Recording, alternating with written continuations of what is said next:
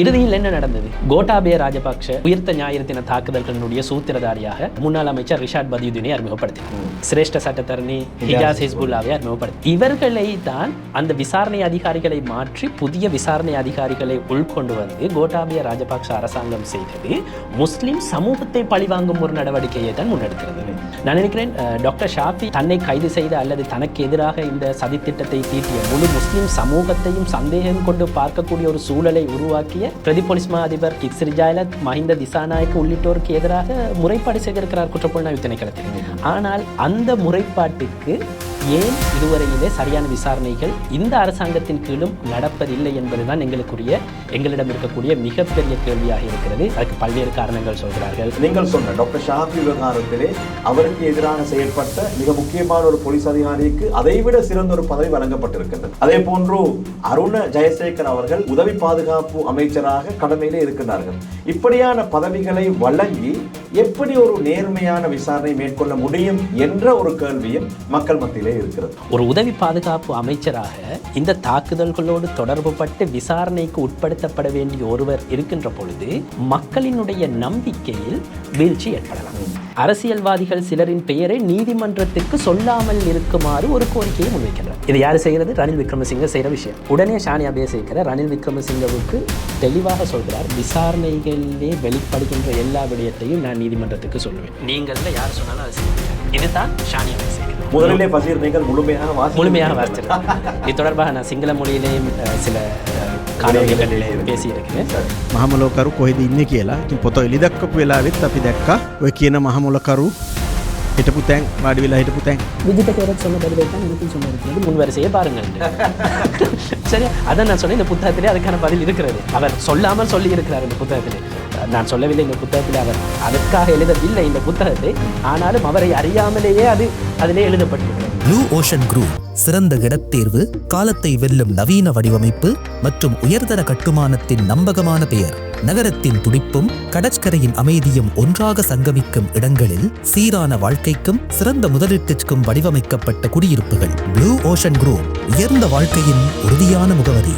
அஸ்ஸலாமு அலைக்கும் வரஹ்மத்துல்லாஹி வபரகாத்துஹு. ஷார்ட் நியூஸ் வழங்கும் மற்றும் ஒரு ஷார்ட் டாக் நிகழ்ச்சியில் உங்கள் அனைவரையும் சந்திப்பதில் மகிழ்ச்சி அடைகிறேன். ஈஸ்டர் தாக்குதல்கள் இடம்பெற்று எதிர்வரக்கூடிய 21ஆம் திகதியோடு 7 ஆண்டுகள் நிறைவடைகின்றன. இந்த நிலையிலே ஈஸ்டர் தாக்குதல்கள் சம்பந்தமாக பலரும் பேசிக் கொண்டிருக்கின்றார்கள். பலரும் புத்தகங்களை வெளியிட்டுக் கொண்டிருக்கின்றார்கள். அரசாங்கம் ஒரு புறத்திலே ஈஸ்டர் தாக்குதல்களுடைய உண்மை சூத்திரதாரியை கண்டறிய வேண்டும் என்ற அடிப்படையிலே விசாரணைகளை மிக தீவிரப்படுத்தி இருக்கின்றது. ஒவ்வொரு நாளும் முக்கியமான புதிய புதிய விடயங்கள், புதிய புதிய திருப்பு முனைகளை நாங்கள் கண்டு கொண்டிருக்கின்றோம். குறிப்பாக மிக அண்மையிலே கைது செய்யப்பட்ட சுரேஷ் சலையுடைய கைது நடவடிக்கை இது ஈஸ்டர் தாக்குதல்கள் விவகாரத்திலே மிகப்பெரிய ஒரு திருப்பு முனையாக மாறியிருக்கின்றது.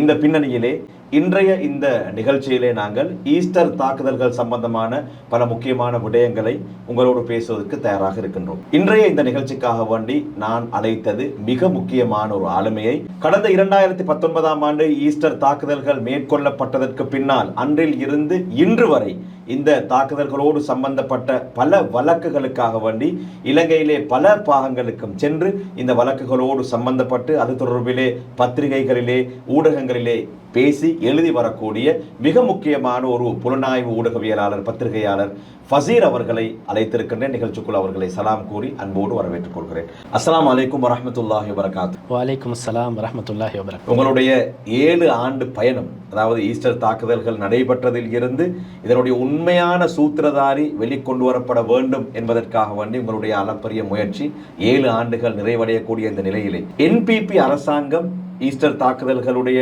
பிரதான சூத்திரதாரியை கண்டறிவதற்காக வேண்டி எடுக்கக்கூடிய இந்த முயற்சிகள், அண்மைய நாட்களாக நடைபெற்று வரக்கூடிய விசாரணைகள், சுரேஷ் சலேயன் கைது நடவடிக்கை மாத்திரமல்லாமல் இந்த அரசாங்கத்தின் இந்த உண்மையான விசாரணையை திசை திருப்புவதற்காக வேண்டி உதய கம்மன்பில, சரத் வீரசேகர போன்றவர்கள் எடுக்கக்கூடிய முயற்சிகள், இவற்றையெல்லாம் பார்க்கும் போது உங்களுடைய மனோநிலை எப்படி இருக்கிறது?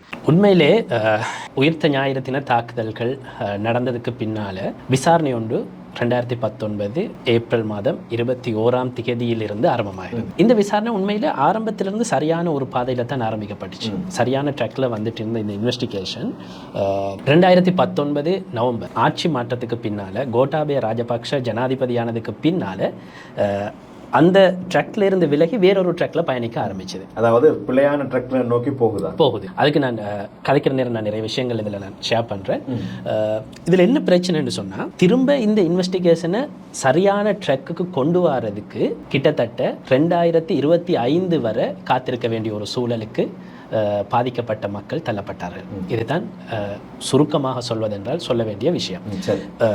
இப்போது இந்த விசாரணைகள் நான் நினைக்கிறேன் 2019 தாக்குதல்கள் நடந்த இடத்திலிருந்து எவ்வாறு சரியான திசையை நோக்கி சென்றதோ அந்த திசையை நோக்கி அல்லது அதன் தொடர்ச்சியாக இப்போது அந்த விசாரணைகள் ஒரு பாதையிலே செல்கிறது என்றுதான் நான் நினைக்கிறேன். இந்த விசாரணைகளை பார்க்கின்ற பொழுது அல்லது அதனை மேற்பார்வை செய்கின்ற பொழுது அந்த தகவல்களை வைத்து நாங்கள் அனலைஸ் பண்ணுகிற பொழுது அப்படி தெரிகிறது.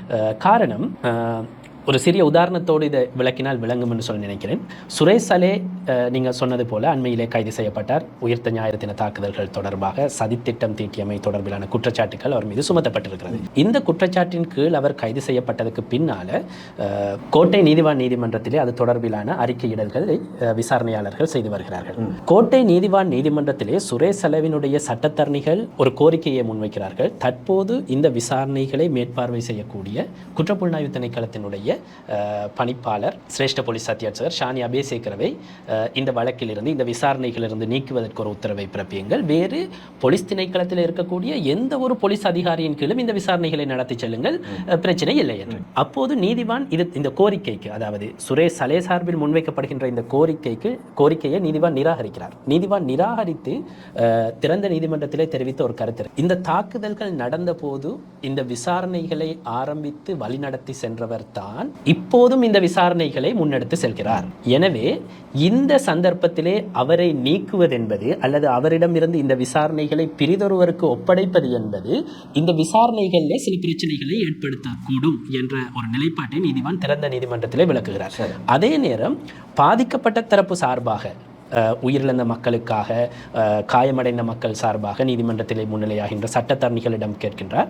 பாதிக்கப்பட்ட தரப்புக்கு ஷானி அபேசேகர மேற்பார்வை செய்கின்ற விசாரணைகளிலே ஏதாவது பிரச்சனை இருக்கிறதா, அந்த விசாரணை சரியாக நடக்கவில்லை என்ற ஒரு எண்ணப்பாடு உங்களுக்கு ஏற்படுகிறதா என்று கேட்கிறார். அவநம்பிக்கை இருக்கிறதா? அப்போது அந்த சட்டத்தரணிகள் சொல்கிறார்கள், ஷானி அபேசேகர உன்னுடைய இந்த விசாரணைகளிலே அப்படி இப்போது எங்களுக்கு எந்த பிரச்சனையும் இல்லை என்று சொல்கிறார்கள்.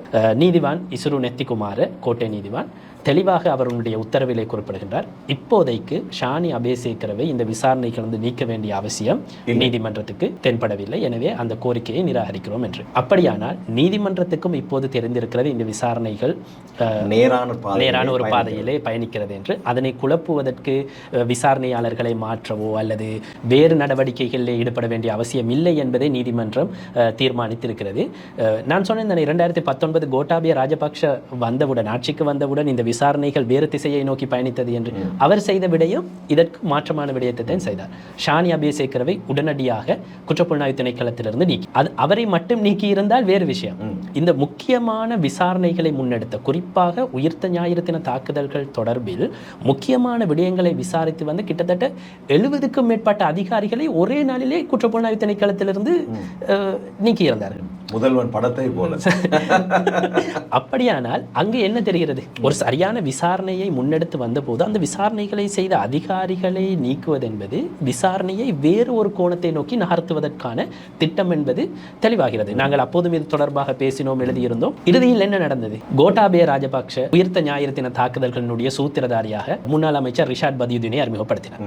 சிரேஷ்ட சட்டத்தரணி ஹிஜாஸ் ஹிஸ்புல்லாவை அறிமுகப்படுத்தி, இவர்களை தான் அந்த விசாரணை அதிகாரிகளை மாற்றி புதிய விசாரணை அதிகாரிகளை உள்கொண்டு வந்து கோட்டாபய ராஜபக்ஷ அரசாங்கம் செய்தது முஸ்லிம் சமூகத்தை பழிவாங்கும் ஒரு நடவடிக்கையை தான் முன்னெடுத்திருந்தது. இதனை நாங்கள் இந்த சான்றுகளோடு ஒப்பீடு செய்து பார்க்கின்ற பொழுது எங்களுக்கு தெரிகிறது. குறிப்பாக சுரேஷ் சலே கைது செய்யப்பட்டதன் பின்னர் கோட்டாபய ராஜபக்ஷ ஜனாதிபதியானதும் பிரதி பொலிஸ்மா அதிபர்களில் ஒருவரான பிரசாத் ரணசிங் குற்றப்புலனாய்வு திணைக்களத்துக்கு இப்போது ஒரு வாக்குமூலத்தை கொடுத்திருக்கிறார். அவர் என்ன சொல்கிறார்? ரிஷாட் பதியுதீனை கைது செய்வதற்கு கோட்டாபய ராஜபக்ஷ பாதுகாப்பு குழு கூட்டங்களில் எப்படி தனக்கு அழுத்தம் கொடுத்தார் என்பதை அவர் தெளிவாக சொல்கிறார். அப்படியானால் ரிஷாட் பதியுதீன், அவரது சகோதரர் ஹிஜாஸ் ஹிஸ்புல்லா, டாக்டர் ஷாஃபி, இது போன்றவர்களை கைது வட்டத்துக்குள் கொண்டு வருவதற்கு அரசியல் ரீதியிலான காரணங்கள், அழுத்தங்கள் சிஐடியினருக்கும் ஏனைய போலீஸ் அதிகாரிகளுக்கும் அப்போது இருந்துள்ளது என்பது மிக முக்கியமான ஒரு விஷயம். இப்போது சான்றுகளூடாக வெளிப்பட்டு கொண்டிருக்கிறது. உண்மையிலே டாக்டர் ஷாஃபி சம்பந்தமாக நீங்கள் ஞாபகப்படுத்தினீர்கள். டாக்டர் ஷாஃபியினுடைய விவகாரம் உயிர்த்த ஞாயிறு தின தாக்குதல்களோடு சம்பந்தப்பட்டிருந்தால் ஒரு செப்பரேட் சாப்டர். அது குருநாகல் போலீஸ் நிலைய பொறுப்பதிகாரியூடாக அப்போது குருநாகல் மாவட்டத்துக்கு பொறுப்பாக இருந்த பிரதி போலீஸ் மாதிபர் கித்ஸிரி ஜயலத், இப்போது தென் மாகாணத்துக்கு பொறுப்பான சிரேஷ்ட பிரதி போலீஸ் மாதிபர், அவரும் அப்போது குருநாகல் சிரேஷ்ட போலீஸ் அத்தியட்சகராக இருந்த மஹிந்த திசாநாயக்க, இப்போது நான் நினைக்கிறேன் அவரும் பிரதி போலீஸ் மாதிபராக கடமையாற்றி கொண்டிருக்கிறார். இவர்கள் கூட்டாக சேர்ந்து செய்த ஒரு சதியின் வெளிப்பாடு. பின்னர் குற்றப்புலனாய்வு திணைக்களம் இது தொடர்பாக விசாரணை செய்து டாக்டர் ஷாஃபிக்கு எதிராக எந்த விதமான ஆதாரங்களும் இல்லை என்பதை குற்றப்புலனாய்வு திணைக்களமே நீதிமன்றத்துக்கு அறிவித்திருந்தது. அப்போது இந்த விசாரணைகளை உண்மையிலே ஷானி அபேசேகர தலைமையிலான சிஐடி குழுவினர் தான் முன்னெடுத்திருந்தார்கள். நினைக்கிறேன் உதவி போலீஸ் அத்தியட்சகர் திசேராவின் கீழ் இந்த விசாரணைகள் முன்னெடுக்கப்பட்டிருந்தது. ஆனால் இந்த விசாரணைகளை மேற்பார்வை செய்தவர் அப்போது ஷானி அபேசேகர. அவருடைய மேற்பார்வையின் கீழ் குருநாகல் நீதிவான் நீதிமன்றத்துக்கு முன்வைக்கப்பட்ட அறிக்கையிலே மிக தெளிவாக இருக்கிறது டாக்டர் ஷாஃபிக்கு எதிராக ஆதாரங்கள் இல்லை என்பது. அப்படியான அரசியல் காரணங்களுக்காகத்தான் இந்த கைது எல்லாமே இடம்பெற்றது என்பதை நாங்கள் சொல்லித்தான் தெரிய வேண்டிய அவசியம் இல்லை. இப்போது விசாரணைகளிலே வெளிப்படுகின்ற தரவுகளை வைத்து பார்க்கின்ற பொழுது, ஆதாரங்களை வைத்து பார்க்கின்ற பொழுது மிக தெளிவாக எங்களால் இதனை அவதானிக்க முடியும். நான் நினைக்கிறேன் டாக்டர் ஷாஃபி தன்னை கைது செய்த அல்லது தனக்கு எதிராக இந்த சதித்திட்டத்தை தீட்டிய முழு முஸ்லிம் சமூகத்தையும் சந்தேகம் கொண்டு பார்க்கக்கூடிய ஒரு சூழலை உருவாக்கிய பிரதி போலீஸ் மா அதிபர் கித்ஸிரி ஜயலத், மஹிந்த திசாநாயக்க உள்ளிட்டோருக்கு எதிராக முறைப்பாடு செய்திருக்கிறார் குற்றப்புலனாய்வு திணைக்களத்தில். ஆனால் அந்த முறைப்பாட்டுக்கு ஏன் இதுவரையிலே சரியான விசாரணைகள் இந்த அரசாங்கத்தின் கீழும் நடப்பதில்லை என்பதுதான் எங்களிடம் இருக்கக்கூடிய மிகப்பெரிய கேள்வியாக இருக்கிறது. அதுக்கு பல்வேறு காரணங்கள் சொல்கிறார்கள். குறிப்பாக கித்ஸிரி ஜயலத் என்ற சிரேஷ்ட பிரதி போலீஸ் மா அதிபரும் தற்போது போலீஸ் மா அதிபர் பிரியந்த வீரசூரியவும் நெருங்கிய நண்பர்கள், அதனால் அவருக்கு எதிராக இவர் நடவடிக்கை எடுக்க மாட்டார் என்ற ஒரு கருத்து பரவலாக காணப்படுகிறது. போலீஸ் மா அதிபர் தான் இதற்கெல்லாம் பதில் அளிக்க வேண்டும். அவர் தனது செயல் மூலம் இதற்கான பதிலை காட்ட வேண்டும். குற்றச்சாட்டு யாருக்கு எதிராக முன்வைக்கப்பட்டாலும் நியாயமான விசாரணை ஒன்று அங்கே இடம்பெற வேண்டும். இந்த அரசாங்கம் ஆட்சிக்கு வந்ததற்கு பின்னால் ஒரு முறையான விசாரணை, ஈஸ்டர் தாக்குதல்கள் குறித்த முறையான விசாரணை மேற்கொள்கிறது என்பதை பொதுமக்கள் ஏற்றுக்கொள்கிறார்கள். பாதிக்கப்பட்ட கிறிஸ்தவ மக்கள், குறிப்பாக கார்டினல் மெல்கம் ஆண்டகை அவர்கள், இவர்கள் அனைவரும் ஏற்றுக்கொள்கிறார்கள் ஒரு முறையான விசாரணை மேற்கொள்ளப்படுகின்றது என்று. ஆனாலும் கூட நீங்கள் சொன்ன டாக்டர் ஷாஃபி விவகாரத்திலே அவருக்கு எதிராக செயற்பட்ட மிக முக்கியமான ஒரு போலீஸ் அதிகாரிக்கு அதைவிட சிறந்த ஒரு பதவி வழங்கப்பட்டிருக்கின்றது. அதே போன்று அருண ஜெயசேகர் அவர்கள் உதவி பாதுகாப்பு அமைச்சராக கடமையிலே இருக்கின்றார்கள். இப்படியான பதவிகளை வழங்கி எப்படி ஒரு நேர்மையான விசாரணை மேற்கொள்ள முடியும் என்ற ஒரு கேள்வியும் மக்கள் மத்தியிலே இருக்கிறது. உண்மையிலே இதுதான் இந்த அரசாங்கத்தில் இருக்கக்கூடிய மிகப்பெரிய சவால் என்று நான் பார்க்கிறேன். இந்த விசாரணைகளை பொறுத்தவரை இப்போது இந்த விசாரணைகள் இடம்பெறும் ஒரு நடைபெற்று கொண்டிருக்கக்கூடிய ஒரு கோணம் இருக்கிறது. குறிப்பாக எங்களுக்கு தெரியும், உயிர்த்த ஞாயிறு தின தாக்குதல்களின் பின்னர் அதனோடு நேரடியாக தொடர்பு பட்டவர்கள், குண்டுதாரிகளுக்கு அல்லது தற்கொலை குண்டுதாரிகளுக்கு மிக நெருக்கமானவர்கள் கைது செய்யப்பட்டார்கள். அவர்களுக்கு எதிராக இன்றும் கொழும்பு ட்ரைலட் பார் நீதிமன்றம் ஒன்று மூவர் கொண்ட நீதிபதிகள் குழா முன்னிலையிலே 24 பேருக்கு எதிராக வழக்கொன்று விசாரணையிலே இருக்கு. எனவே அது தொடர்பிலான வழக்கு விசாரணைகள் அவ்வாறே செல்கிறது. மறுபுறம் இந்த உயிர்த்த ஞாயிறு தின தாக்குதல்களோடு நேரடியாக தொடர்பு படாத, அதன் பின்னரும் அதன் முன்னரும் நடைபெற்ற சில குற்றச்செயல்கள் இருக்கின்றன. இந்த குற்றச்செயல்கள் தொடர்பாகவும் வெவ்வேறு நீதிமன்றங்களிலே வழக்குகள் விசாரணை செய்யப்பட்டு வருகின்றன. அதிலே பல்வேறு பிரதிவாதிகள் இருக்கிறார்கள். அந்த வழக்குகள் நீதிமன்றத்தின் முன்னிலையிலே இருக்கின்றன. அது சாட்சி விசாரணைகள் தற்போது இடம்பெற்று வருகின்றது. இப்படி இருக்கையில் இப்போது நடக்கின்ற விசாரணை மிக மிக முக்கியம். நீங்கள் கேட்ட கேள்வி, இந்த விசாரணையோடு தொடர்பு பட்டவர்களாகத்தான் உதவி பாதுகாப்பு அமைச்சராக இருக்கலாம் அல்லது ஏனையவர்களாக இருக்கலாம், அவர்களுடைய பெயர்கள், அவர்களுடைய வகிவாகம் தொடர்பாக கேள்விக்குட்படுத்த முடியுமான விடயங்கள் இப்போது நடைபெறுகின்ற விசாரணைகளிலே ஒரு அங்கம் என்று தான் நான் பார்க்கிறேன். ஷானி அபேசேகர் சிரேஷ்ட போலீஸ் அத்தியட்சகர் தொடர்பாக தெரிந்தவர்களுக்கு தெரியும், அவர்களுடைய விசாரணைகளிலே எவரையும் தலையீடு செய்வதற்கு அனுமதிக்காத ஒருவர்.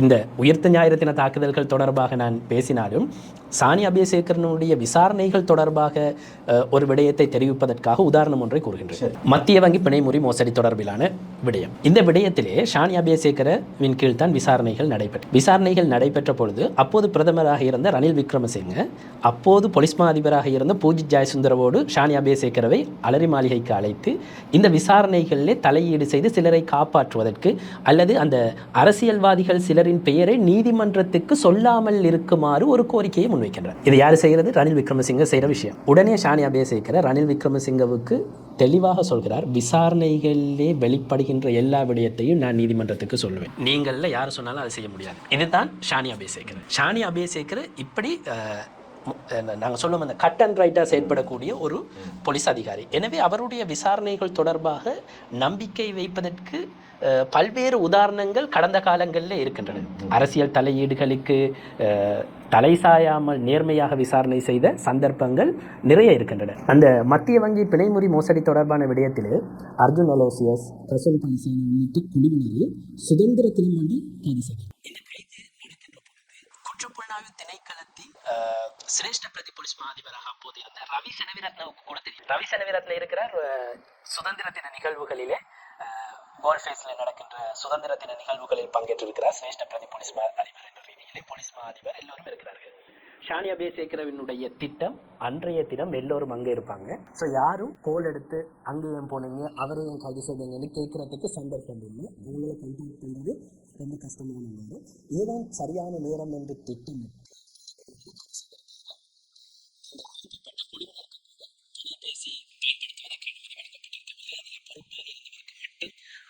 பிரத்யேகமாக ஒரு தொலைபேசி வழங்கப்பட்டிருந்தது. அந்த தொலைபேசியிலிருந்து பணிப்பாளரை மட்டும்தான் அவரால் தொடர்பு கொள்ள முடியும், வேற எவரையும் தொடர்பு கொள்ள முடியாது. இப்படி பல்வேறு விடயங்களை பார்த்துத்தான் அந்த கைது நடவடிக்கைகள் நடைபெற்றிருந்தன. சுரேஷ் சலே விடயத்திலும் ஷானி அபேசேகர இதனையொத்த பிரிதொரு விசாரணை யுக்தியை கையாண்டிருந்தார். அதனால்தான் சுரேஷ் சலே கைது செய்யப்பட்ட தினம் யாருமே அறிந்திருக்கவில்லை சுரேஷ் சலேவை கைது செய்ய போகிறார்கள் என்று. குறிப்பாக ஜனாதிபதியை கூட தெரியாது சுரேஷ் சலே கைது செய்யப்பட போகிறார் என்று.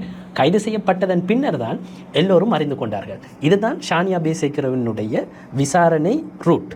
இதிலே தலையீடு செய்வது கடினம். இப்போது நீங்க கேட்ட கேள்வி, பாதுகாப்பு பிரதி அமைச்சராக அருண் ஜெயசேகர இருக்கிறார். அவர் தொடர்பாக குற்றச்சாட்டுகள் இருக்கின்றன. குற்றச்சாட்டு என்பதை விட சந்தேகங்கள் இருக்கின்றன. காரணம், உயிர்த்த ஞாயிறு தின தாக்குதல்களின் பின்னர் கல்முனை சாய்ந்தமருது பிரதேசத்தில் வெளிவேரியன் கிராமத்தில் நடந்த அந்த வெடிப்பு சம்பவத்தை தொடர்ந்து பல்வேறு சர்ச்சைகள் உருவாகி இருக்கின்றன. அதில் இறந்தவர்களுடைய எண்ணிக்கை தொடர்பாக பிரச்சனை இருக்கிறது. 16 17 அங்கு மரணித்தவர்கள் 16 16 இருந்தால் சாராவுக்கு என்ன நடந்தது, சாரா அங்கிருந்தாரா, சாரா அங்கிருந்து தப்பி சென்றாரா, இப்படி பல கேள்விகள் விடை தெரியாமல் இருக்கின்ற பொழுது அன்றைய தினம் அந்த வெடிப்பு சம்பவங்கள் நடந்த போது அந்த களத்திலே இருந்த உயர் இராணுவ அதிகாரி அருண் ஜெயசேகர அப்போது கடமையில் இருந்தவர். எனவே சாரா அங்கிருந்து தப்பி சென்றிருந்தால் கண்டிப்பாக விசாரணைக்கு உட்படுத்தப்பட வேண்டியவர் தான் அருண் ஜெயசேகர. சாரா அங்கிருந்து தப்பி சென்றிருந்தாலும் அல்லது அங்கு மரணித்திருந்தாலும் அது தொடர்பான விசாரணைகளிலே அதனை உறுதி செய்வதற்கு அருண் ஜெயசேகர விசாரணை செய்யப்பட வேண்டிய ஒரு அதிகாரி. இவர் பாதுகாப்பு உதவி அமைச்சராக பிரதி அமைச்சராக இருக்கின்ற பொழுது இந்த விசாரணைகளுக்கு பாதிப்பு ஏற்படுத்தப்படலாம் அல்லவா என்று ஒரு தரப்பினர் சந்தேகம் எழுப்பலாம். நியாயமான சந்தேகம். ஆனால் விசாரணை அதிகாரி கொஞ்சம் ஸ்ட்ரிக்ட். அதால அருண் ஜெயசேகரவுக்கு இதிலே தலையீடு செய்யக்கூடிய வாய்ப்புகள் நான் அறிந்த வகையிலே மிக மிக அரிது. ஆனாலும் விசாரணை என்பது மக்களின் நம்பிக்கையையும் உறுதி செய்ய வேண்டும். ஒரு உதவி பாதுகாப்பு அமைச்சராக இந்த தாக்குதல்களோடு தொடர்பு பட்டு விசாரணைக்கு உட்படுத்தப்பட வேண்டிய ஒருவர் இருக்கின்ற பொழுது மக்களினுடைய நம்பிக்கையில் வீழ்ச்சி ஏற்படலாம். இங்கே ஒரு விசாரணை அதிகாரியினுடைய தனிப்பட்ட திறமையை அல்லது நம்பிக்கையை மட்டும் வைத்துக்கொண்டு நாங்கள் விசாரணையை நோக்காமல் முழு அளவிலான விசாரணை என்று பார்க்கின்ற பொழுது இது அரசாங்கத்துக்கு ஒரு மைனஸ். அவரை அருண் ஜெயசேகரவை அதே பதவியில் வைத்துக்கொண்டு இந்த விசாரணைகளை தொடர்வது என்பது அரசாங்கத்தை பொறுத்தவரையிலே ஒரு மைனஸாகத்தான் நான் பார்க்கிறேன். எனவே அரசாங்கம் இதிலே ஒரு முடிவெடுக்க வேண்டும். அருண் ஜெயசேகர இதனோடு தொடர்பு பட்டிருக்கிறாரா இல்லையா என்பதை உறுதி செய்து கொள்ளும் வரையில் குறைந்தபட்சம் பாதுகாப்பு பிரதி அமைச்சர் என்ற பதவியிலிருந்து அவரை நீக்கி அந்த விசாரணைகளுக்கு ஒத்துழைப்பு வழங்குவது தான் விசாரணைக்கு அரசாங்கம் கொடுக்கின்ற ஒத்துழைப்பாக நான் பார்க்கின்றேன். நிச்சயமா உண்மையிலே ஒரு மிக முக்கியமான ஒரு காலகட்டத்தில் காலகட்டத்தில் இருக்கின்றோம். இன்னும் ஓரிரு தினங்களிலே ஈஸ்டர் தாக்குதல்கள் நடைபெற்று 7 ஆண்டுகள் நிறைவடையக்கூடிய அந்த நாள் வருகிறது. பெருவாரியான நிகழ்வுகள் எல்லாம் நடைபெறும். கிறிஸ்தவ மக்கள் பெரிய எதிர்பார்ப்போடு இருக்கிறார்கள், தங்களுக்கான நியாயம் கிடைக்கும் என்று. எனவே அரசாங்கம் எப்படி இவருடைய இந்த விடயத்திலே கையாள போகிறது என்பதை பொறுத்திருந்துதான் பார்க்க வேண்டும். அடுத்ததாக இந்த ஈஸ்டர் தாக்குதல்களிலே சந்தேகிக்கப்படக்கூடிய இது ஒருவரை ஆட்சி பீடத்திலே ஏற்றுவதற்காக வேண்டி செய்த ஒரு திட்டம் என்பதை இப்போது பலரும் ஏற்றுக்கொள்கிறார்கள். அப்படியான நிலையிலே உதயகம்மன் பில, சரத் வீரசேகர போன்றவர்கள் தடுமாறுகிறார்கள். அவர்களுடைய நாடகங்கள் தினமும் அரங்கேற்றப்பட்டுக் கொண்டே இருக்கின்றன. இந்த அடிப்படையிலே தான் மிக அண்மையிலே அவர்கள் ஒரு புத்தகத்தை வெளியிட்டார்கள். பாஸ்கு பிரகாரையே மஹாமுலக்கரு சொயாயாம என்ற அவருடைய புத்தகம். இந்த புத்தகத்துடைய முன்வரிசையிலே மிக முக்கியமானவர்கள் அமர்ந்திருந்தார்கள். அதே போன்று அங்கே தர்கா டவுனிலே தீ வைத்ததில் இருந்து திகன கலவரம் வரையிலான மிக முக்கியமான அந்த இனவாத செயற்பாடுகளிலே தலைமை தாங்கியவர்கள் என்று குற்றம் சாட்டப்பட்ட பலரும் இருந்தார்கள். இது தொடர்பிலே நான் கேபினட்டிலே கேள்வி கேட்ட போது விஜித ஹேரத் அவர்கள் மிக தெளிவாக சொன்னார்கள், அந்த முன்வரிசையிலே சூத்திரதாரியம் இருந்தார் என்று அவர் சொல்லியிருந்தார். இப்படி இந்த அணியினர், அதாவது கம்மன் பில, சரத் வீரசேகர் உள்ளிட்ட இந்த குழுவினர் ஏன் தடுமாறுகிறார்கள்? அதாவது அவர்கள் தாங்கள் மாட்டிக்கொள்ள போகின்றோம் என்பதை தெரிந்து விட்டார்களா, அல்லது இதனுடைய பின்னணி என்ன? உண்மையிலே விஜித ஹேரத்தினுடைய பதிலை சொல்லியிருந்தீர்கள் நீங்கள். விஜித ஹேரத்தினுடைய பதிலை கம்மம்பில அவரோட புத்தகத்திலேயே சொல்லி, சரியா? இந்த புத்தகத்தை வாசித்தவர்கள் முதலிலே பசீர் நீங்கள் முழுமையாக வாசிச்சிருக்கேன்.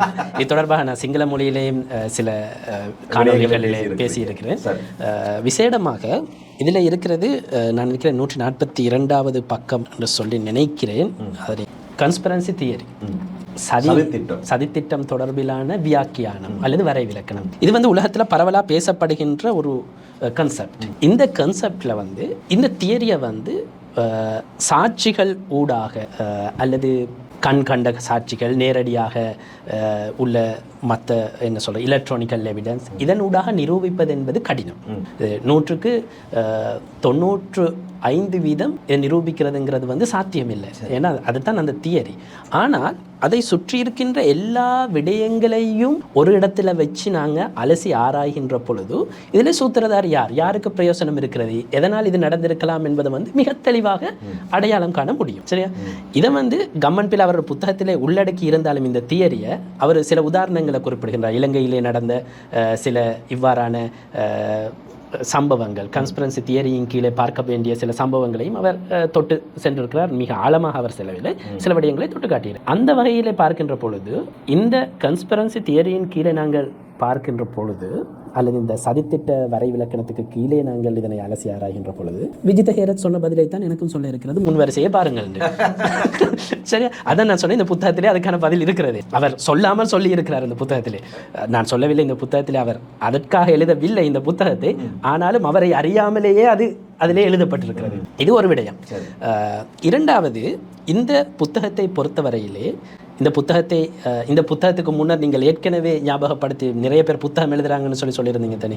ரொஹான் குணரத்ன என்ற ஒரு ப்ரொஃபஸர், எல்லாருக்கும் தெரியும், பயங்கரவாதம் தொடர்பாக ஆராய்ச்சிகளை முன்னெடுப்பதாக பலராலும் அறியப்பட்ட, உலக அளவிலே அவரை சொல்லிக்கொள்ளக்கூடிய, அவருக்கு நிறைய குற்றச்சாட்டுகள் இருக்கு. அது வேற விஷயம், நம்ம அவரை பற்றி இப்போ பேசல தானே. அந்த பேராசிரியர்னுடைய ஒரு ஆங்கில மொழியிலே வெளியிடப்பட்ட ஒரு புத்தகம் இருக்கிறது. அதற்கு முன்னராக நான் நினைக்கிறேன் பிள்ளையான ஒரு தமிழில் ஒரு புத்தகத்தை வெளியிட்டாரு. இந்த உயிர்த்தனுடைய பேரில், பிள்ளையானுடைய பேரில், அதனால அவருடைய புத்தகம் என்று நாங்கள் சொல்கிறேன். சரியா? இந்த புத்தகம் இருக்கிறது. இப்போது இந்த பாஸ்கு பிரகாரிய மஹாமுலக்கர் சொயாயாம என்று சொல்லக்கூடிய இந்த புத்தகம், இந்த 3 புத்தகங்களையும் படித்தவர்களுக்கு 3லும் உள்ள விடயங்களை வைத்து அலசுகின்ற பொழுது ஒரு ஆங்கில புத்தகம், ஒரு தமிழ் புத்தகம், ஒரு சிங்கள புத்தகம் என்ற ரீதியிலே தான் பார்க்க இருக்கிறது. ஏனென்றால் இதில் இருக்கிற எல்லா விஷயமும் ஒரே விஷயம். அதாவது ஒரு முசன்னிஃப் தான், அரபியிலே ஒரு தொகுப்பாளர் 3 மொழி. நான் சொல்லாமல் போகலான்னு பார்த்தா நீங்க என்ன வாயாலே எடுக்க பார்க்குறீங்க. ஸோ ஓகே, அதுதான் உண்மையிலே இதை யார் எழுதினார்ன்ற ஒரு பிரச்சனையோ அந்த இடத்துல எழுப்ப வேண்டி இருக்கிறது. காரணம், ரொஹான் குணரத்ன சொல்கின்ற அதே கருத்தை தான் தான் பிள்ளையானும் சொல்கிறார். பிள்ளையான் சொல்கின்ற அதே கருத்தை தான் உதயகம்மன் பிள்ளையும் சொல்கின்றார். இதனுடைய வசனப்போக்கு, அதிலே கையாளப்பட்டிருக்கின்ற விடயங்கள், ஆராயப்பட்டதாக கூறப்படுகின்ற ஆவணங்கள், வேற தொகுப்புகள் தொடர்பாக நாங்கள் அவதானம் செலுத்துகின்ற பொழுது, அல்லது அது எந்த முறையிலே ஆராயப்பட்டிருக்கிறது என்று சொல்லி பார்க்கின்ற பொழுது, இது ஒரே ஒருவரால் அல்லது ஒரே குழுவினரால் எழுதப்பட்டதாக இருக்கலாம் என்ற ஒரு நியாயமான சந்தேகத்தை தோற்றுவிக்கக்கூடியது. இந்த புத்தகத்தை வாசிக்க முன்னர் நான் இந்த புத்தகம் தொடர்பாக பேசியதால் நான் இதனை சொல்கின்றேன். இல்லை, இந்த புத்தகத்திலே மிக தெளிவாக இருக்கிறது. கத்ரு சட்டஹானா, அதாவது ஆசிரியர்னுடைய குறிப்பிலே முதல் பந்தியிலேயே இந்த புத்தகம் எப்படிப்பட்ட புத்தகம் என்பதை உதயகம்மன் பிள்ளை சொல்லிவிட்டார். எனவே இதற்கு அப்பால் சென்று இதனை வாசிப்பதா இல்லையா என்பதை இந்த கத்ரு சட்டஹானா வாசிக்கிறவங்க தீர்மானிக்கலாம், அல்லது இதனை வாசித்து அதனை எப்படி நாங்கள் எடுத்துக்கொள்ள வேண்டும் என்பதை தீர்மானிக்கலாம். இதில் முதல் பந்தியிலே சொல்கிறார்கள், இது ஒரு அரசியல் ரீதியிலே எழுதப்பட்டது என்பதை முதல் இந்த ஆசிரியர் குறிப்பிலே சொல்கின்றார்கள். இது ஒரு பொலிட்டிக்கலி பயஸ்ட் என்பதை அவர் ஏற்றுக்கொள்கிறார். முதலாவது இதிலேயே குறிப்புரையிலே ஏற்றுக்கொள்கின்றார். அதே போன்று விசாரணை செய்கின்ற ஷானி அபேசேகரவுக்கு உள்ள பயத்தையும் அவர் வெளிப்படுத்தி இருக்கிறார். அதாவது ஷானி அபேசேகர இந்த விசாரணையை செய்வதுதான் இவர்களுக்கு இருக்கின்ற பிரச்சனை. என்னை பொறுத்தவரையிலே நான் இந்த புத்தகத்தை பார்க்கின்ற பொழுது இது ஒரு குறிப்பிட்ட நிறைய விஷயங்கள் ஆராயப்பட்டிருக்கிறது, அதையும் சொல்ல வேண்டும். இந்த புத்தகத்திலே நிறைய விடயங்கள் ஆராயப்பட்டிருக்கின்றன, ஆனால் அவை ஒருதலை பட்சமாக ஆராயப்பட்டிருக்கிறது. அதாவது சொல்ல வேண்டிய நிறைய விடயங்கள் வேண்டுமென்றே தவிர்க்கப்பட்டிருக்கிறது.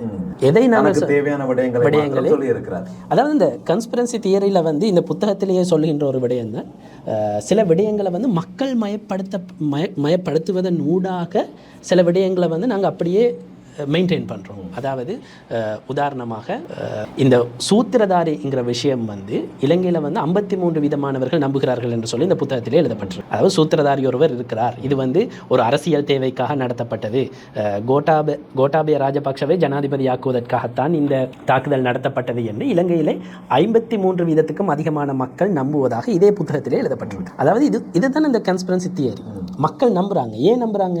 சும்மா நம்புறாங்களா? இல்லை, அதற்குரிய எல்லா சூழ்நிலைகளும் பொருத்தங்களும் சரியாக இருக்கிறது. ஆனால் எவிடன்ஸ், இதை தேடித்தான் இப்போது இந்த விசாரணைகள் நடந்து கொண்டிருக்கிறது. அதாவது உதயகம்மன் பிள்ளை அன்றைய அந்த நிகழ்விலே அவருடைய உரையிலே பல தடவைகள் சொன்னார், ஜஹரான் ஹஷீம் தான் பிரதான சூத்திரதாரியை அவரை தவிர வேறு யாரையும் சொல்ல முடியாது, அவர்தான் பிரதான சூத்திரதாரி என்று சொல்லக்கூடிய நேரத்திலே ஏற்கனவே நௌஃபர் மௌலவி பிரதான சூத்திரதாரி என்று சொன்ன சரத் வீரசேகர கைத்தட்டி இருந்தார். நான் அதனையும் பார்த்தேன். இங்கே உதயகம்மன் பிள்ளை ஜஹரான் ஹஷீம் தான் பிரதான சூத்திரதாரி என்பதை அடுக்கி அதாவது அடுத்து அதனை சொல்லக்கூடிய நேரத்திலே, அப்படியாக இருந்தால் கோட்டாபய ராஜபக்ஷ நான் பிரதான சூத்திரதாரியை கண்டுபிடிப்பேன் என்றுதானே ஆட்சிக்கு வரார். அப்படியாக இருந்தால் கோட்டாபய ராஜபக்சவுக்கு தெரியாதா ஜஹரான் ஹஷீம் தான் பிரதான சூத்திரதாரி, இதற்கு பின்னால் ஒரு குழு இருந்தது என்று அவரே நம்பக்கூடிய நிலையிலே உதயகம்மன் பிள்ளை ஏன் அவ்வளவு சிறுபிள்ளைத்தனமாக நடந்து கொள்கிறார் என்ற ஒரு கேள்வி வருகிறது அல்லவா? நான் 3 புத்தகங்கள் சொன்னேன். இந்த 3 புத்தகங்களும் எழுதப்பட்ட நோக்கம் ஜஹரான் ஹஷீமுக்கு அப்பால் இதில் ஒன்றும் இல்லை அப்படிங்கிறத சொல்லி இதை மூடி மறைக்கிறது தான் நோக்கம். இதுதான் தெளிவாக ஒரே வசனத்தில் சொல்லும்போது சமரி இதுதான் இந்த புத்தகங்களுடைய. ஜஹரான் ஹஷீம் தான் இதனுடைய சூத்திரதாரி என்பது தான் ரொஹான் குணரத்னவினுடைய பயங்கரவாதம் தொடர்பாக ஆராய்கின்ற ப்ரொஃபஸர் என்று சொல்லக்கூடிய ரொஹான் குணரத்னவினுடைய கருத்தும் அதுதான். இந்த கருத்தை தான் இப்போது பல்வேறு வழிகளிலே பல்வேறு புத்தகங்கள் வாயிலாக வேறு ஊடகங்கள் வாயிலாக விதைக்க முயற்சி செய்கிறார். உயிர்த்த ஞாயிறு தின தாக்குதல்களிலே குண்டுதாரிகளாக இருந்தவர்கள் முஸ்லிம்கள் தான், அதிலே எந்த ஆட்சேபனையும் இல்லை. இவர்கள் எப்போதும் கேட்கக்கூடிய ஒரு கேள்விதான், கோட்டாபய ராஜபக்ஷவை ஜனாதிபதியாக்குவதற்கு முஸ்லீம்கள் 8 பேர் போயிட்டு குண்டு வெடிப்பாங்களா, தாங்களே உயிரை மாய்ச்சி கொண்டு அதுக்குரிய வேலைகளை செய்வார்களா என்ற புத்திசாலிகள் என்று நினைத்து கொண்டு கேட்பது. சரியா? நாங்கள் எங்கேயுமே சொல்லவில்லை கோட்டாபய ஆட்சிக்கு கொண்டு வருவதற்காக இவர்கள் தற்கொலை கொண்டு தாக்குதல்களை நடத்தினார்கள் என்று சொல்லி, இவர்களுக்கு என்று சொல்லி ஒரு வேறு நோக்கம் ஒன்று இருந்தது. இதனை ஏற்கனவே அரசாங்கமோ உளவுத்துறையோ அதனை சார்ந்தவர்களோ அடையாளம் கண்டிருந்தார்கள், அல்லது அதற்கு முதலிருந்தே அந்த நோக்கத்தின் பால் அவர்களுக்கு செல்வதற்குரிய அனைத்து வழிவகைகளையும் இவர்கள் செய்து கொடுத்தார்கள், வசதிகளை செய்து கொடுத்தார்கள், பாதுகாத்தார்கள், எல்லாம் செய்து கொடுத்தார்கள். சட்டத்தின் முன் அவர்களை கொண்டு வந்து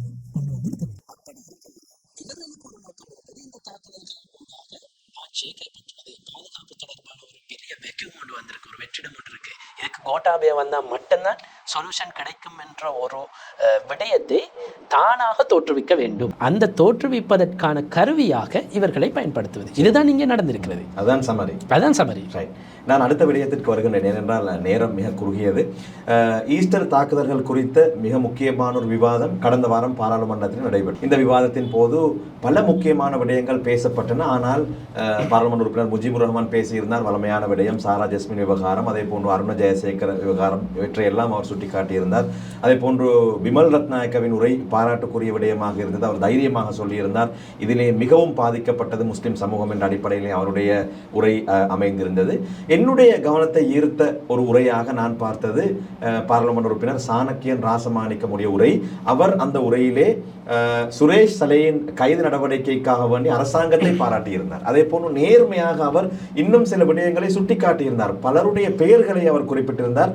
குறிப்பாக சாரா ஜெஸ்மினுடைய தாயார் மீது போலீசார் மேற்கொள்ளக்கூடிய அந்த நடவடிக்கைகள் பற்றியும் தன்னுடைய அதிருப்தியை அவர் அங்கே சொல்லியிருந்தார். அந்த உரையை நீங்கள் முழுமையாக பார்த்திருப்பீர்கள். பாராளுமன்ற உறுப்பினர் சாணக்கியன் ராசமாணிக்கமுடைய உரை சம்பந்தமாக உங்களுடைய நிலைப்பாடு எப்படி இருக்கிறது?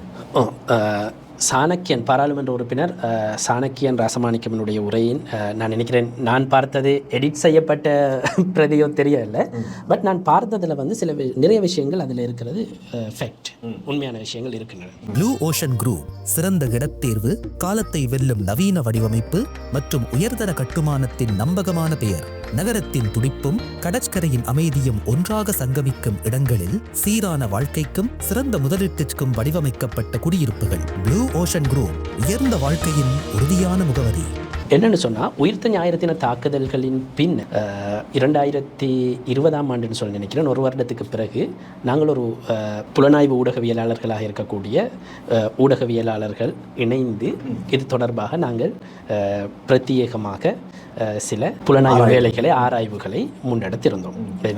வெளிப்படையாக நான் நினைக்கிறேன், தமிழில் இன்றைக்கி தான் நான் முதலாக சொல்கிறேன். எல்லாருக்கும் தெரிந்த ஆக்கள் தான் தருந்து ஜாவர்தன, ஷாலிக விமலசேன, இந்துனில் உஸ்குடா ஆராய்ச்சி, நான் இப்படி ஒரு குழு. நாங்கள் பல பகுதிகளுக்கும் சென்று இது தொடர்பான வேலைகளை செய்திருந்தோம். அந்த விடயங்களில் வந்து நாங்கள் நிறைய விஷயங்களை வந்து வெளிக்கொண்டு வரக்கூடியதாக இருந்தது. நான் எப்படி அது வந்தது என்பதை இந்த சந்தர்ப்பத்திலே கூறவில்லை. காரணம், குற்றவியல் விசாரணை ஒன்று இடம்பெற்று கொண்டிருக்கின்ற பொழுது சில விடயங்களை நான் இப்போது வெளிப்படுத்தினால் அது விசாரணைகளை மிகப்பெரிய அளவிலே பாதிக்கக்கூடியதாக இருக்கும்.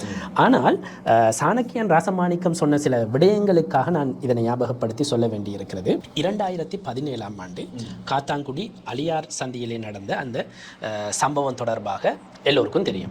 சாரானுடைய குழுவினர் மற்றும் அப்துல் ரவுஃப் குழுவினருக்கு இடையிலே நடந்ததாக கூறப்படுகின்ற அந்த கைகலப்பு சம்பவம். இந்த சம்பவத்தை தொடர்ந்து தான் சஹரான் தலைமறைவாக இருக்கிறார். இப்போது சஹரான் தொடர்பாக ஆராய்வதற்காக அல்லது அவர் தொடர்பாக தகவல் சேகரிப்பதற்காக வெளிப்படுத்துறதுக்கு நான் விருப்பம் இல்லை. அதனால நான் சம்பவமாக அல்லது சுருக்கமாக இந்த தகவல்களை நான் சொல்கிறேன். 2 ஒற்றர்கள் என்ற வசனம் பொருத்தமாக அமையும். ஒற்றர்களை இராணுவ புலனாய்வு பிரிவு அப்போது நியமித்திருந்ததாக எங்களுக்கு தகவல் இருக்கிறது. அதிலே ஒருத்தர் தான் சாணக்கியன் ராசமாணிக்கம் பாராளுமன்றத்திலே சொன்ன ரியாஸ் என்று சொல்லக்கூடிய இராணுவ புலனாய்வு பிரிவோடு இணைந்து செயற்பட்ட அந்த அதிகாரி அல்லது அந்த உத்தியோகத்தர். இவர் என்ன செய்கிறார் என்றால், அவரது காத்தாங்குடியோடு பக்கத்தில் இருக்கக்கூடிய இராணுவ முகாமிலே தான் அவர் கடமைக்கு உட்படுத்தப்பட்டிருந்தார். அந்த கேம்பில் இருந்து தான் அவர் மேற்பார்வை செய்யப்பட்டிருந்தார். இவர் சஹரா தொடர்பாக நிறைய தகவல்களை அப்போது இராணுவத்துக்கு வழங்கியதாக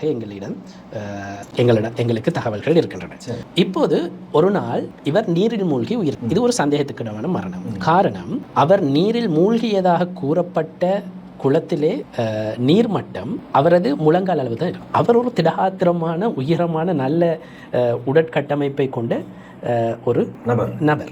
இப்படி இருக்கையிலே அந்த சூழ்நிலைகளை வைத்து பார்க்கின்ற பொழுது அவரது மரணம் சந்தேகத்துக்குரிய ஒரு மரணமாக இருக்கு. காரணம், சஹரான் தொடர்பாக முக்கியமான விடயங்களை வெளிப்படுத்தியதன் ஊடாக அவருக்கு அந்த மரணத்துக்கு முகம் கொடுக்க வேண்டி இருந்ததா அல்லது அவர் யாராவது கொலை செய்தார்களா என்ற சந்தேகம் இன்றும் இருக்கிறது. அது தொடர்பாக தெளிவான விசாரணைகள் இதுவரையிலே மட்டக்களப்பு நீதிமன்றத்திலே தொடர்பிலான வழக்கு தாக்கல் செய்யப்பட்டிருந்தது. அவரது மரணம் தொடர்பாக அந்த மரணம் தொடர்பாக ஒரு திறந்த தீர்ப்பொன்றுதான் சட்ட வைத்திய அதிகாரியினாலும் வழங்கப்பட்டிருக்கிறது. எனவே அது தொடர்பாக மிக ஆழமான விசாரணைகள் செய்யப்பட வேண்டி இருக்கிறது. கொலையா அல்லது நீரில் மூழ்கி உயிரிழந்ததா, அப்படியே கொலையாக இருந்தால் யாருடைய தேவைக்காக ஏன் அது இடம்பெற்றது என்ற விடயங்கள் விசாரிக்கப்பட வேண்டிய மிக முக்கியமான விடயங்கள். இதனைத்தான் நான் நினைக்கிறேன் சாணக்கியன் வெளிப்படுத்துகின்ற விடயம். அதே போன்று காத்தாங்குடி பிரதேசத்திலே அன்று அரசியல் ரீதியாக செயற்பட்ட நல்லாட்சிக்கான மக்கள் முன்னணி, இந்த முன்னணியோடு சேர்ந்து செயற்பட்ட ஃபர்ஹாத்னு சொல்லக்கூடிய ஒருவனுடைய வீட்டின் மீது டைம் பாம் வீசப்பட்டு ஒரு தாக்குதல் நடத்தப்பட்டிருந்தது. இது தொடர்பாகவும் அன்றிலிருந்து சரியான விசாரணைகள் முன்னெடுக்கப்பட்டிருக்கவில்லை. உயிர்த்த ஞாயிறு தின தாக்குதல்களின் பின்னர் தான் வெளிப்படுத்தப்பட்டிருந்தது. அந்த குண்டு தாக்குதல் சாரான் ஹஷீமினுடைய குழுவினரால் முன்னெடுக்கப்பட்டது என்று 2019ஆம் ஆண்டின் பின்னர் தான் வெளிப்படுத்தப்பட்டிருந்தது. எனவே இவ்வாறான சம்பவங்கள் இருக்கின்றன. நீங்கள் ஞாபகப்படுத்திய சாரா ஜஸ்மினுடைய விவகாரம், அதில் சாணக்கியன் ராசமாணிக்கம் பார்லிமெண்ட் உறுப்பினர் அவர்கள் மிக தெளிவாக சொல்கிறார்கள், இந்த அரசாங்கம் எவ்வளவு நேர்மையான விசாரணையை மேற்கொள்ள முயன்றாலும் சில அதிகாரிகள் இதனை பிழையான முறையிலே, அதாவது பிழையான திசையை நோக்கி நகர்த்துவதற்கான வேலைகளை செய்கிறார்கள். சில போலீஸ் அதிகாரிகளை அவர் குற்றம் சாட்டியிருந்தார். உண்மையிலேயே அப்படி நடைபெறுகிறதா? நான் நினைக்கிறேன் இது விசாரணைகள் என்று பார்க்கின்ற பொழுது அப்போதிலிருந்து இன்று வரையிலே எல்லா இடத்திலுமே இந்த கரப்ஷனுங்கிறது இருக்குது, இன்னும் இருக்குது. 2025ஆம் ஆண்டுக்கு முதல் இருந்ததை விட இப்போ குறைஞ்சிருக்கலாம், ஆனால் இருக்கு. ஆனால் இப்போது உயிர்த்த ஞாயிறு தின தாக்குதல்கள் தொடர்பான விசாரணைகள் என்று பார்க்கின்ற பொழுது மிக முக்கியமான விசாரணை தான் இந்த சுரேஷ் சலே உள்ளிட்டவர்கள் கைது செய்யப்பட்டு நடத்தப்படுகின்ற விசாரணை. இந்த விசாரணைகளை பொறுத்தவரை நான் நினைக்கவில்லை போலீஸ் அதிகாரிகளுக்கு அல்லது அந்த விசாரணை அதிகாரிகளுக்கு வேறு நோக்கங்கள் அல்லது யாருடைய தேவைக்காகவும் அந்த விசாரணைகள் இடம்பெறுகிறது என நான் நினைக்கவில்லை. அதற்கு காரணம் இருக்கிறது. சுரேஷ் சலே தொடர்பிலான விசாரணைகள் நேரடியாக சுரேஷ் சலேவுக்கு எதிராக யாரும் போய் முறைப்பாடு செய்து அப்படி ஆரம்பிக்கப்பட்டது ஒன்றல்ல. அசாத் மௌலானா பிள்ளையானுடைய பிரத்யேக செயலாளராக இருந்தவர் சேனல் 4 தொலைக்காட்சிக்கு அளித்த அந்த செவ்வியிலே குறிப்பிட்ட விடயங்களை மையப்படுத்தி மரதானை CSR நிறுவனத்தினுடைய முகாமையாளர் அருட்தந்தை ரொஹான் சில்வா குற்றப்புலனாய்வு திணைக்களத்துக்கு ஒரு முறைப்பாடை செய்கிறார். இந்த காணொலியிலே கூறப்பட்ட விடயங்கள் தொடர்பாக விசாரணைகள் அவசியம் என்று ஒரு முறைப்பாட்டை செய்கிறார். இந்த விசாரணைகள் குற்றப்புலனாய்வு திணைக்களத்தினுடைய விசேட விசாரணை பிரிவுக்கு மாற்றப்படுகிறது. அந்த விசாரணை பிரிவின் பொறுப்பதிகாரியாக இருக்கக்கூடியவர் பிரதான போலீஸ் பரிசோதகர் மாதவ குணவர்தன. அவரின் கீழ் உப போலீஸ் பரிசோதகர் மெண்டிஸ் தலைமையிலான குழு இந்த விசாரணைக்கு நியமிக்கப்படுகிறது. இந்த குழு இந்த விசாரணைகளை முன்னெடுக்கின்ற பொழுது இந்த குழுவினுடைய பொறுப்பு தான் அந்த செவ்வியிலே கூறப்பட்டிருக்கக்கூடிய விடயங்கள் தொடர்பாகவும் கவனம் செலுத்துவது. மாற்றமாக அவர் கூறியது உண்மையா பொய்யாங்கிற மட்டுமல்ல, அதில் இருக்கக்கூடிய விடயங்கள் தொடர்பாக சான்றுகள் இருந்தால் அது தொடர்பாக வெளிப்படுத்தி சந்தேக நபர்கள் இருப்பார்களாயின் அவர்களை கைது செய்து சட்ட நடவடிக்கைகளுக்கு உட்படுத்துவது அந்த விசாரணையாளர்களுடைய பொறுப்பு. எனவே அந்த வகையில் தான் இந்த விசாரணைகள் ஆரம்பிக்கப்பட்டன. விசாரணைகள் ஆரம்பிக்கப்பட்டு முதலிலே 2 போலீஸ் உத்தியோகத்தர்கள் கைது செய்யப்பட்டார்கள். அப்போது இந்த கம்மன் பிள்ளை, சரத் வீரசேகர் ஆகியோர் இவ்வளவு பெரிய அளவிலே பயப்படவில்லை. ஏன் போலீஸ் உத்தியோகத்தர்கள் 2 தானே கைது செய்யப்பட்டார்கள் என்று விட்டிருக்கலாம். எனக்கு தெரியாது அவங்க உண்மையான நோக்கம் என்னன்னு சொல்லி. அந்த போலீஸ் உத்தியோகத்தர்கள் அரச உளவுத்துறைக்குட்பட்டு மட்டக்களப்பிலே செயற்பட்ட போலீஸ் உத்தியோகத்தர்கள் 2 பேர். ஒருவர் நான் நினைக்கிறேன் ஜெகில் பாஸ் என்று சொல்லக்கூடிய ஒரு போலீஸ் சார்ஜன் தர அதிகாரி, போலீஸ் கான்ஸ்டபிள் தர உத்தியோகத்தர், மற்றவர் ஒரு உப போலீஸ் பரிசோதகராக செயற்பட்டவர். இவர்கள் இருவரும் அந்த காலத்தில், அதாவது 2018ஆம் ஆண்டு நவம்பர் மாதம் வவுனத்தீவு பகுதியிலே 2 போலீசார் கொலை செய்யப்பட்ட சம்பவத்தோடு மையப்படுத்தி உளவு தகவல்களை சேகரித்த அந்த குழுவிலே உள்ளடங்கக்கூடியவர்கள். இவர்கள் வவுனத்தீவு 2 போலீசாரனுடைய கொலை சம்பவங்கள் தொடர்பாக தமிழீழ விடுதலை புலிகள் அந்த கொலைகளை செய்ததாக காட்டுவதற்கு புதிதாக சாட்சிகளை உருவாக்க முயன்றார்கள் அல்லது அதனோடு தொடர்பு பட்டார்கள் என்ற குற்றச்சாட்டிலே முதலிலே கைது செய்யப்பட்டார்கள். அதற்கு காரணம் இருக்கிறது. முதல்ல ஒரு தமிழீழ விடுதலை புலிகளினுடைய முன்னாள் உறுப்பினர் ஒருவர் கைது செய்யப்பட்டிருந்தார் அந்த கொலைகளோடு தொடர்பு பட்டதாக கூறி. அப்போது அவருடைய ஜெக்கெட் அந்த பகுதியிலே இருந்து மீட்கப்பட்டிருந்தது. அந்த ஜெக்கெட்டை இந்த போலீஸ் உத்தியோகத்தர்கள் குறித்த இடத்திலே வைத்து அது ஒரு செட்டப் பண்ணி அவரை கைது செய்ததாக ஒரு டிராமா ஒன்று அரங்கேற்றப்பட்டதாக குற்றப்புலனாய்வு திணைக்களத்தினுடைய விசாரணைகளிலே வெளிப்படுத்தப்பட்டதை அடுத்து அவர்கள் கைது செய்யப்பட்டிருந்தார்கள். உண்மையிலே வவுனத்தியோ 2 போலீசாரின் கொலை தொடர்பாக சாரான் ஹஷீமோடு மிக நெருக்கமாக இருந்ததாக குற்றம் சாட்டப்படுகின்ற சிலர் மீது மட்டக்களப்பு மேல் நீதிமன்றத்திலே குற்றப்பத்திரிகை தாக்கல் செய்யப்பட்டு வழக்கு விசாரணை நடக்கிறது. அது வேறு விடயம். இப்போது இங்கே உளவு தகவல்கள் கையாளப்பட்ட விதம், பகிரப்பட்ட விதம், அதிலே இருக்கக்கூடிய சந்தேகங்கள், விசாரணைகளை திசை திருப்ப எடுக்கப்பட்ட முயற்சிகள் தொடர்பாக பல்வேறு சான்றுகள் இப்போதைய விசாரணைகளிலே இந்த விசாரணை குழு வெளிப்படுத்தி இருக்கிறது. எனவே இந்த விசாரணைகள் நியாயமானதாக, சான்றுகளை அடிப்படையாக கொண்டதாக முன்னோக்கி செல்ல வேண்டி இருக்கிறது. உண்மையிலேயே ஒரு குற்றவியல் விசாரணை என்பது அப்துல் ரஹ்மான் சான்றுகளை அடிப்படையாக கொண்டு அடுத்த கட்டத்தை நோக்கி நகர்த்தப்பட வேண்டியது, நபர்களை நோக்கியதாக ஒரு நாளும் இருக்கக்கூடாது. நான் பார்க்கிறேன் இந்த விசாரணையையும் நபர்கள் நோக்கியதாக இல்லை, சான்றுகளை மையப்படுத்தியதாக அடுத்த கட்டத்தை நோக்கி இந்த விசாரணைகள் நகர்கிறது என்று. இப்போது சுரேஷ் சலே கைது செய்யப்பட்டிருப்பது உயிர்த்த ஞாயிறு தின தாக்குதல்கள் தொடர்பிலான சதித்திட்டம் தீட்டியமை, உதவி ஒத்தாசை புரிந்தமை, சான்றுகளை மாற்றுவதற்கு அல்லது அளிப்பதற்கோ இவ்வாறான முயற்சிகளிலே ஈடுபட்டதாக சந்தேகத்தின் பேரில் தான் கைது செய்யப்பட்டது. இந்த விசாரணைகளில் இப்போது பயங்கரவாத தடை சட்டத்தின் கீழ் சுரேஷ் சலே தடுப்பு காவலின் கீழ் வைக்கப்பட்டு விசாரிக்கப்பட்டு வருகின்றார். ஒருவேளை சுரேஷ் சலேவுக்கு எதிராக ஒரு குற்றவியல் வழக்கை மேல் நீதிமன்றத்திலே தொடுப்பதற்கான போதிய சான்றுகள் இல்லாவிட்டால் அவருக்கு எதிராக வழக்கு தொடுக்கப்பட மாட்டாது. அவர் ஒரு சந்தேக நபர் மட்டும்தான். இப்போது இந்த விசாரணைகள் முன்னோக்கி நகர்த்தப்படுகின்றன. சுரேஷ் சலேவுக்கு எதிரான விசாரணைகள் நாங்கள் நினைப்பதை போல் அப்துல் ரஹ்மான் உங்களுக்கும் எனக்கும் எதிராக ஒரு போலீசார் விசாரணை செய்வதை போல் எடுத்துக்கொள்ள முடியாது. சுரேஷ் சலே என்பவர் நாட்டினுடைய உளவுத்துறையினுடைய பிரதானியாக இருந்தவர். எனவே அவருக்கு எதிராக உள்ள குற்றச்சாட்டுகள் தொடர்பாக விசாரிப்பது என்பது அவ்வளவு இலகுவான காரியமாக கொள்ள முடியாது. குற்றப்புலனாய்வு திணைக்களம் இப்போது நீதிமன்றத்திலே முன்வைத்திருக்கக்கூடிய விசாரணை அறிக்கைகளை பார்க்கின்ற பொழுது அப்துல் ரஹ்மான் அதில் நியாயமான சந்தேகங்கள் எழக்கூடியதாக நிறைய விடயங்களை முன்வைத்திருக்கிறார்கள். எனவே அந்த சந்தேகங்களை நிவர்த்தி செய்வதற்கு மேலதிக விசாரணைகள் அவசியமாகிறது. அந்த மேலதிக விசாரணைகளை முன்னெடுப்பதாயின் சுரேஷ் சலே சுதந்திரமாக வெளியே இருப்பது விசாரணைகளுக்கு பாதிப்பை ஏற்படுத்தக்கூடியது. எனவே தான் குற்றப்புலனாய்வு திணைக்களம் அவரை கைது செய்து தடுப்பிலே வைத்து இந்த விசாரணைகளை முன்னெடுத்து வருவதாக நான் நம்புகிறேன். எனக்கு அப்படித்தான் விளங்குகிறது.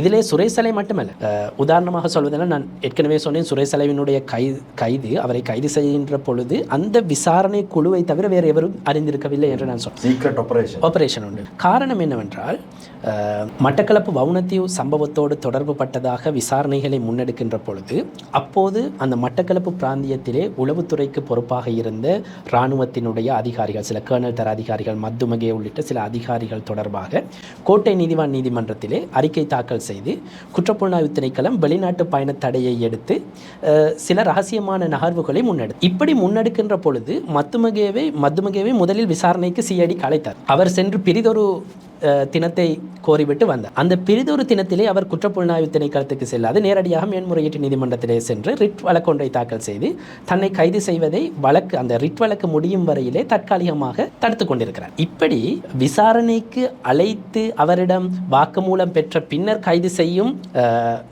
வளமையான நடவடிக்கையை குற்றப்புலனாய்வு திணைக்களம் கையாண்டிருந்தால் நிச்சயமாக சலேயும் ரிட்டர்ன் போட்டிருப்பாரு, தன்னை கைது செய்வதை தடுத்து உத்தரவு பிறப்பியுங்க. எனவே தான் குற்றப்புலனாய்வு திணைக்களம் மத்துமகேவினுடைய விடயத்திலே ஒரு பாடத்தை படித்து கொண்டது. அவர்கள் தன்னுடைய விசாரணை மெத்தடை மாற்றி சலேவை நோக்கிய அல்லது அந்த சான்றுகளின் ஊடாக சலேக்கு எதிராக முன்வைக்கப்பட்டிருக்கக்கூடிய குற்றச்சாட்டுகள் சான்றுகளை விசாரிப்பதற்காக சலேவை கைது செய்திருக்கிறார். சலே கைது செய்யப்பட்டு நீண்ட நாட்கள் ஆகின்றன. சலே சிஐடியிலே இருக்கின்றார்.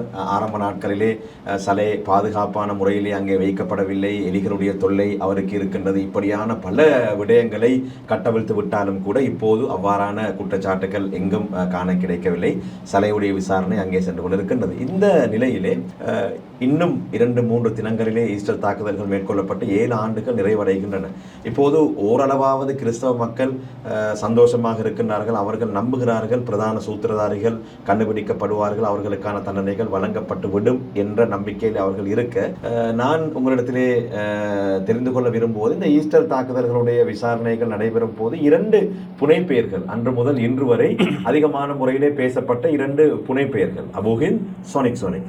இந்த 2 புனைப்பெயர்கள் சம்பந்தமான புலனாய்வு விடயத்தில் எப்படி இருக்கின்றது? இது யார்? இவர்கள் அறியப்பட்டு விட்டார்களா அல்லது இதை தெரிந்து கொள்ள இன்னும் நீண்ட நாட்கள் செல்லுமா என்ற விடயம் குறித்து பேச. உண்மையிலே சொனிக்ங்கிற அதிகாரி யாருங்கிறத வந்து சொனிக் யாருங்கிறத வந்து குற்றப்புலனாய்வு திணைக்களம் 2019ஆம் ஆண்டே கண்டுபிடிச்சு விட்டு. உண்மையிலே இந்த விசாரணைகளினுடைய ஆரம்பம் எப்படி இருந்துச்சுன்னு சொன்னால், தேசிய உளவுத்துறை கொடுத்த ஒரு தகவலுக்கு அமைய மாத்தளை பிரதேசத்திலே வைத்து மாத்தளை போலீசாரால் கைது செய்யப்பட்டிருந்தார் ஃபஸ்லுர் ரஹ்மான் சஹரான் சொல்லக்கூடிய ஒரு இளைஞர். அவரை கைது செய்த பின்னால் நம்ம பரவல ஊடகங்கள்லையும் போலீசாரும் அவருக்கு பாவித்த ஒரு பெயர் தான் பொடி சஹரான்.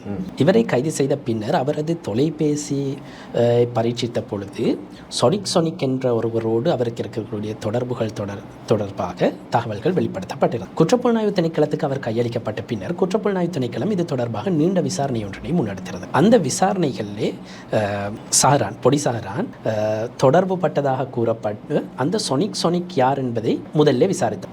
தொலைபேசி கோபுர தகவல்கள், சிம் அட்டைகள் தொடர்பிலான விடயங்கள் எல்லாவற்றையும் பெற்று போலீசார் செய்த விசாரணைகளிலே அந்த சொனிக் என்பவர் பயன்படுத்தியதாக கூறப்படுகின்ற அந்த சிம் அட்டை கொழும்பு நகர போக்குவரத்து பிரிவிலே கடமையாற்றக்கூடிய ஒரு பெண் சார்ஜனுக்கு உரியது.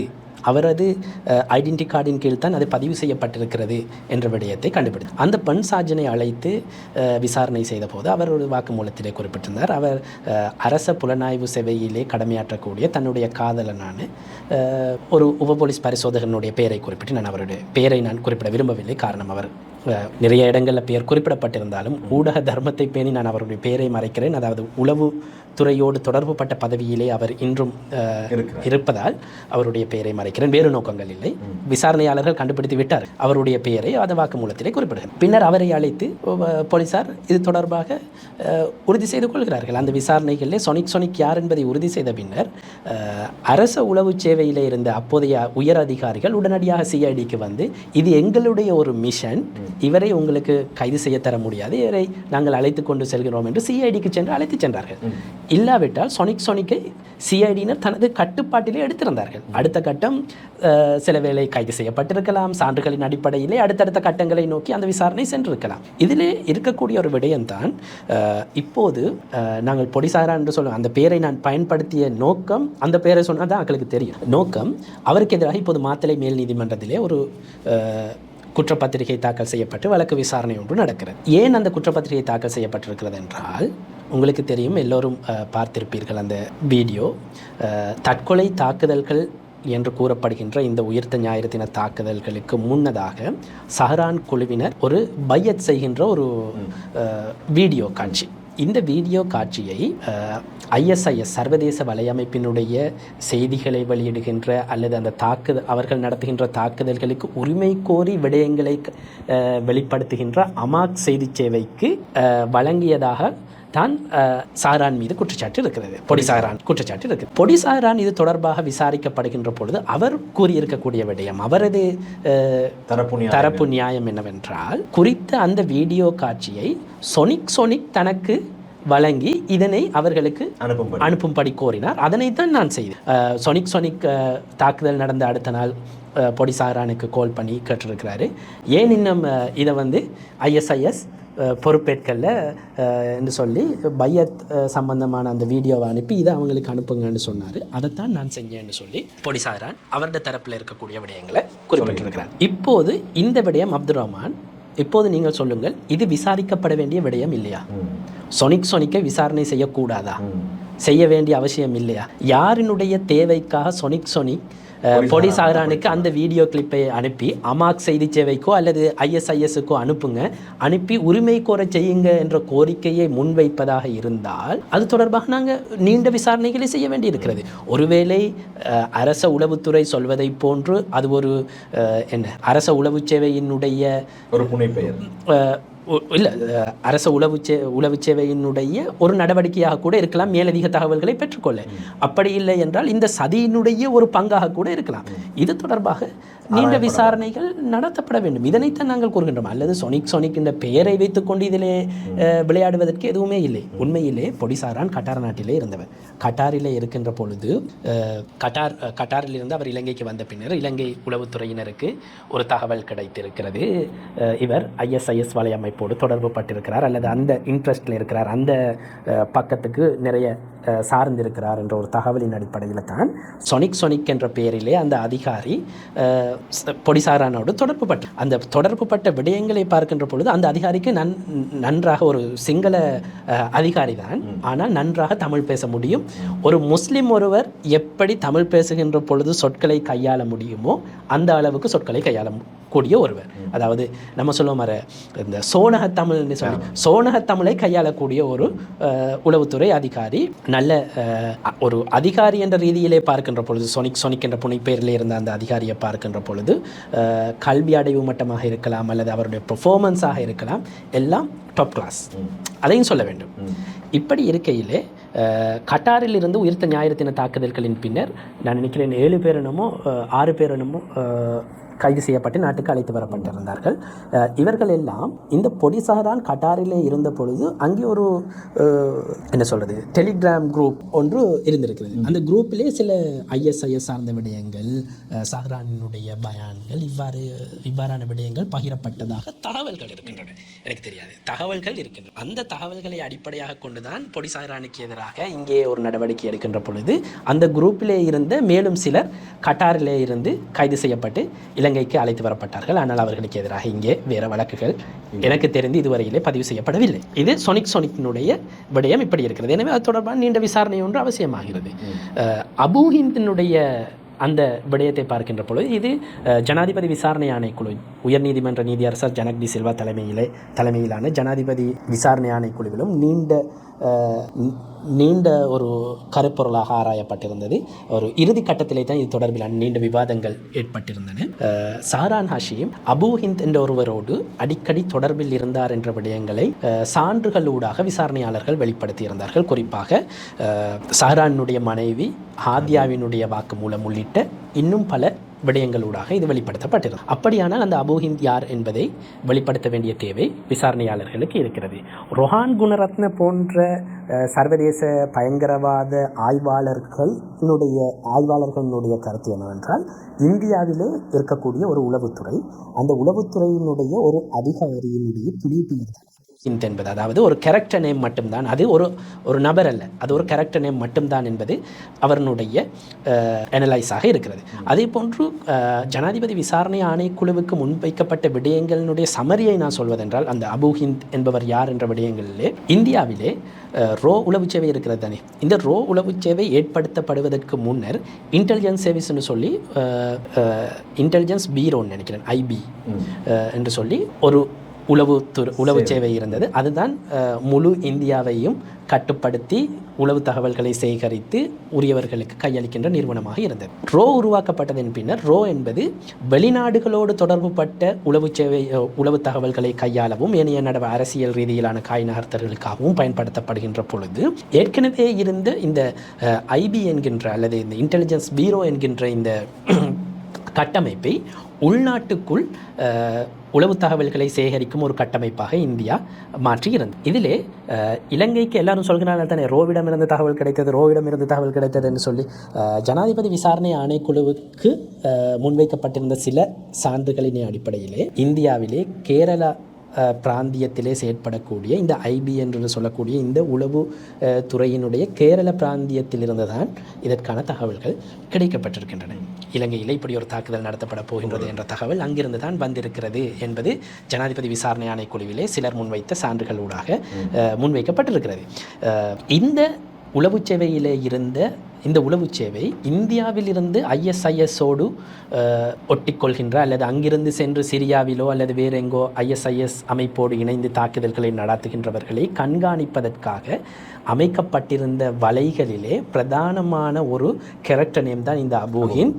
அந்த அபு ஹிந்த் தான் இங்கே இருக்கக்கூடிய சஹரானோடு தொடர்பு பட்டு சஹரானுடைய சகோதரர் ரில்வான் உள்ளிட்ட அந்த குழுவோடு தொடர்பு பட்டு இந்த விடயங்களை, இலங்கையிலே தாக்குதல் நடத்தப் போகின்ற இந்த விடயங்களை அதனூடாக பெற்றுக்கொண்டு இங்கே வழங்கியதாக ஒரு கருத்து இருக்கிறது, ஒரு தகவல் இருக்கு. இப்போது உள்ள பிரச்சனை என்னவென்றால், உண்மையிலேயே அபு ஹிந்த் என்பது இந்த பயங்கரவாத விடயங்கள் தொடர்பாக ஆராய்கின்ற பேராசிரியர் ப்ரொஃபஸர் ரொஹான் குணரத்ன சொல்வதை போன்று ஒரு கேரக்டர் நேம் மட்டும்தானா, அல்லது இதனை பயன்படுத்தி யாரேனும் அபு ஹிந்த் என்ற பெயரிலே சஹரான் உள்ளிட்டவர்களை பயன்படுத்தினார்களா, அவர்களுக்குரிய ஆலோசனைகள் எப்படி தாக்குதல்களை நடத்த வேண்டும் அல்லது எந்த வகையில் இதனை முன்னெடுக்க வேண்டும் என்பதை தமது தேவைகளுக்காக யாரேனும் வழி நடத்தினார்களா என்பதை கண்டறிய வேண்டிய தேவை இருக்கிறது.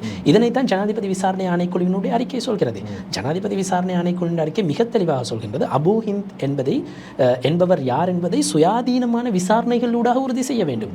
எனவே எடுத்த எடுப்பிலே நாங்கள் அபு ஹிந்த் என்பவர் அவர், அபு ஹிந்த் என்பவர் இவர் என்று சொல்லும் அளவுக்கு சான்றுகளில் ஜனாதிபதி விசாரணை ஆணைக்குழுவில் கூட முன்வைக்கப்பட்ட விடயங்கள் போதுமானதாக இல்லை. ஒருவரை பெயரிட்டு இவர்தான் அபு ஹிந்த் என்று விரல் நீட்டுவதற்கு போதுமான சான்றுகள் வெளிப்படுத்தப்பட்டிருக்கவில்லை. எனவே தான் அபு ஹிந்த் யார் என்பதை கண்டறிய மிக நீண்ட விசாரணைகள் அவசியமாகிறது. நிச்சயமாக நிகழ்ச்சியின் இறுதி கட்டத்தில் இருக்கின்றோம். அதாவது நீங்கள் சொன்ன ரொஹான் குணரத்ன மிக அண்மையிலே 2 நாட்களுக்கு முன்னால் ஒரு புகைப்படத்தை வெளியிட்டு இருந்தார். அதாவது அந்த சஹரான் குழுவினர் பையத் எடுக்கக்கூடிய ஒரு புகைப்படம். அதிலே ஒருவருடைய முகத்தை வட்டமிட்டு காட்டி இவரை கண்டறிவதற்கு உதவுங்கள் என்ற அடிப்படையிலே ஒரு விடயத்தை சமூக வலைத்தளங்களிலே பகிர்ந்திருந்தார். உண்மையிலே இன்றுதான் நானும் அதனை பார்த்தேன்.